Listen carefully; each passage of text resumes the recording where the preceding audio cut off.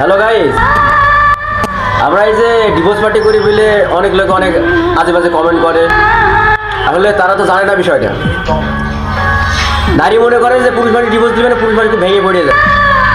না, আসলে তাই তো ভেঙেই পড়ে। কিন্তু আমরা সেটাই বোঝাতে চাচ্ছি যে বিনা কারণে যদি কেউ ডিভোর্স দেয়, ভেঙে পড়াটা উচিত না, আমাকে মতো পার্টি করাটা উচিত। কি বলো? কারণ আরে যে চলে গেছে সে আমার জন্য বেটার ছিল না, আমার জন্য বেটার কিছু অপেক্ষা করছে। এইটা মাথায় রাখবা পুরুষ, কখনো ভেঙে পড়বা না।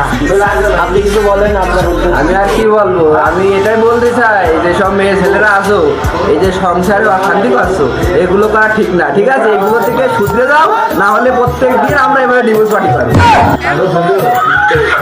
আর দেশে গায়ে মেয়ে ছেলে ভাই একটাও বিরক্ত থাকবে না, যে ওই সব ডিভোর্স দিয়ে ভেঙেই পড়ে থাকবে না। আর কিছু করার নেই, যা করেছো শেষ লাভি দিয়েছে, আমার আর কিছু করার নেই।